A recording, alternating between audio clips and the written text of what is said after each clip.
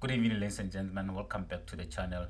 Just want to say a big shout out to everyone that's been tuning in and watching the videos, and not just watching, commenting and liking, and also sharing them. It's important that you guys help me when it comes to that, liking the videos, guys, because it's important that you guys like the videos so that like it can reach more people. Algorithm. So please do me that favor by clicking that like button. On today's video, I want to talk about this issue. Don't know if you guys can see. Let me just highlight it. But yeah, the issue of fake marriages in South Africa. I don't know you guys are aware of this, but then I'm quite.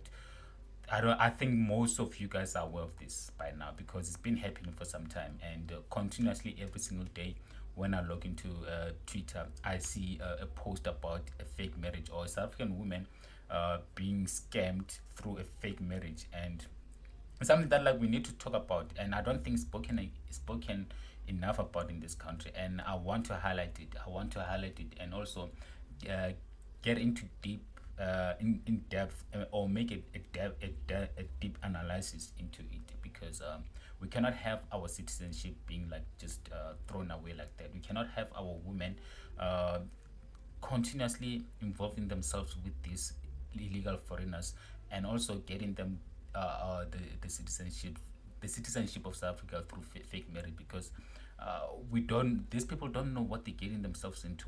You don't know if this person is here in this country for right reasons. And also, again, I don't know if these ladies actually are aware that like they're committing a fraud or a crime, because this is treason. This is treason. And for her to actually have the guts or the nerve to go on national TV and complain and want the public sympathy. And I'm like, this a crime. Is SAPS going to do something about this, or they're just going to ignore it like any other cases that like they ignore if they are not reported? Because in other countries, if something like that maybe comes to light, let me just say in England, if something like this comes to light, I guarantee you there will be investigation, there will be follow up. And for these people to actually, this lady to go on national television, admit to a crime that like, you know what, I involved myself in a fake marriage with this guy in order to help him to acquire South African citizenship, and in exchange of money. And again, we're not talking about like maybe thousands of rands. We're not talking about maybe millions of rands. We're talking about a mere 20 rand. A mere 20 rand. That's how much the South African citizenship is worth. A mere 20 rand. So let me just read this. Tabisa from Eastern Cape got paid 20 rand to marry a man from Pakistan so he could become a citizen of South Africa. They live separately, with her in a squatter camp and him in a townhouse. Tabisa was promised a better life, but that did not happen. So now she wants to end the marriage. So my thing is, how many more South African women are actually involved in this crime? Those that we're not aware of. Those that are scared to go in public because they know the repercussions that they could face if the if our law had teeth, because we have such a toothless law, we have such a toothless government in this country. And some, maybe they're not even scared of the law, they're just scared of just the embarrassment. And again, I ask myself, are South African women so desperate for marriage? Are South African women so desperate uh, to be in relationship that they can even find willing to commit a treason? Because again, this for me, it turns me up two things. It's either these people are lazy, they just want free money. It's also an issue of entitlement. It's an entitlement issue, because let me just make this an example. Like people are lazy to think, people are lazy to go and work, people are lazy to start businesses. And these women, okay, we know that like there's an issue of unemployment in this country, but then if you're unemployed, you're still getting grant from the government if she has kids, right? And again, why would you stoop that low? You marry someone that you don't know if he came into this country. Well, obviously, like they didn't come in this country legal. You don't even know you don't know the history of this person. You don't know if this person is a felony. You don't know if this person is an ex-convict. You don't know if this person is a fugitive. But then you're quickly to accept the money and also involve yourself in a marriage with this person. And again, you don't know This person doesn't have anything in this country. Maybe this woman, I don't know anything about her. Let's just say maybe she has a house. She's, does she even like care if maybe what like does she even know or care what kind of marriage she's getting herself into? Does she even care what kind of marriage she's getting herself into? Because right now she's marrying this man. This man doesn't have any assets in South Africa to his name. This woman, I'm assuming maybe she might have a house. Let's just say they get married in community property. So like now this man is entitled to the 50% of whatever this woman owns, just for the mere whatever amount of money she was promised, and she's just willing to sell the citizenship of this country. Guys, I think some South African women, literally, they are the reason why this country is in the position that it finds itself in. Some of our women in this country are the reason why this country finds itself in this mess. Because desperation for love for money, and also entitlement. Entitlement. Because they are women, they feel like they don't need to work. Everything should be given to them on a silver plate. And again, it's not all women. It's not all women. It's just like this other women, this section of women that is entitled, lazy, and that don't want to do anything. They're giving our South African women a bad name. And again, unfortunately, the foreign nationals have realized that they have seen that, and they're taking a full advantage of it.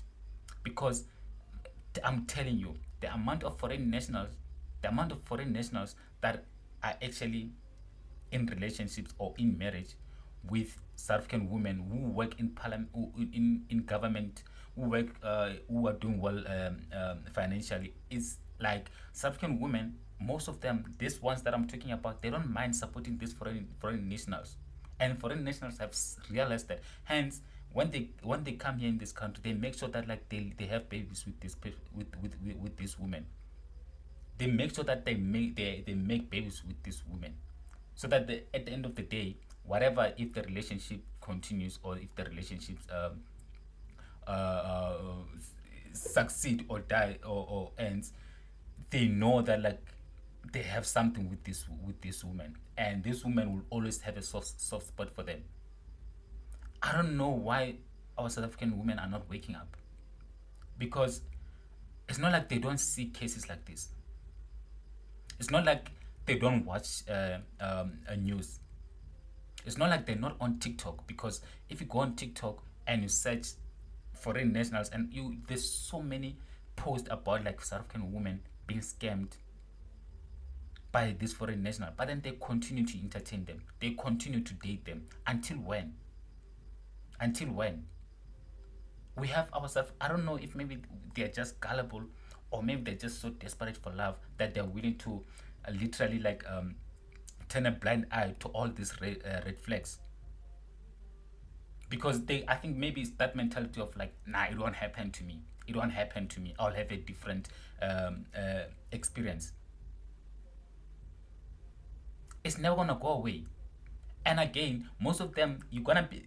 I know other these foreign nationals that marry South African, or who are in relationships with these South African women. They firstly they interest them with money. They will come and and act like as if like they have it all together, and interest them with money and show them a couple of thousands. And so our South African women will think, oh, this guy has everything. And then these people are so smart. They play a long game. They play a long game, and when they strike, they make sure that they leave you with nothing.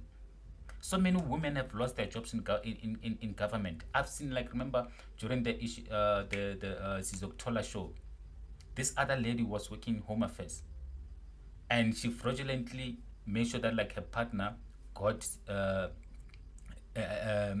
citizenship, the ID documents, and also helped other people. His partner's friend, her partner's friend, he made sure that like they also get their documents.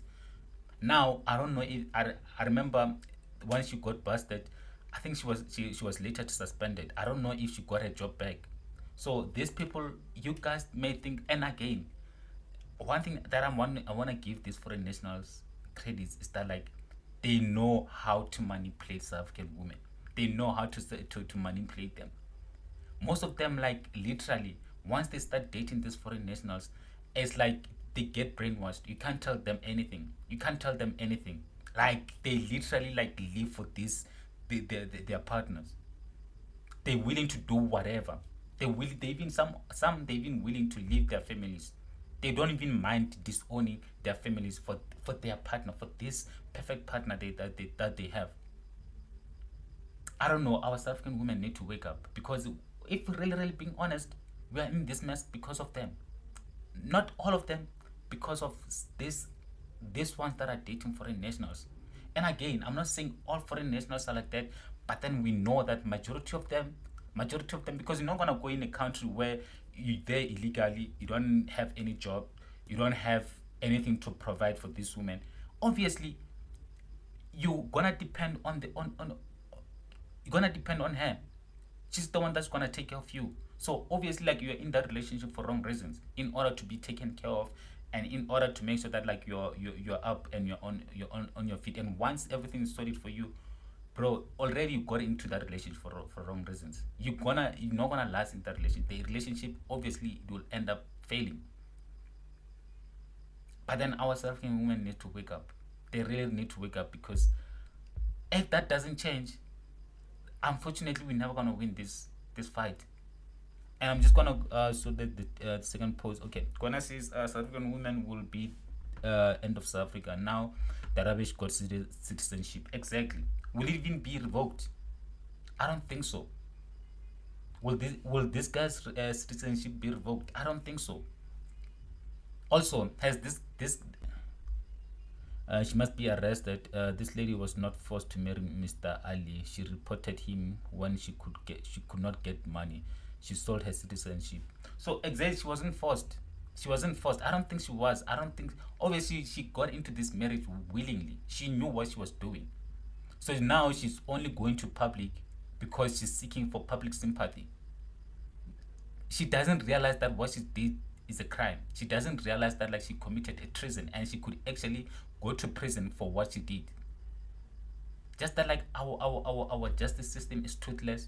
I know nothing's going to happen, and I can guarantee you, no investigation was done, and this guy's citizenship is not gonna get revoked.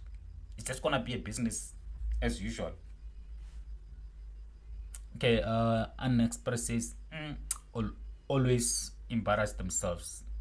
Majority of young beautiful girls from Eastern Cape who came to live in Joburg in the early 2000s were the first to sell country to the Nigerians for citizenship. If you went in Joburg that time, you don't know anything. Nigeria have destroyed aspirations of young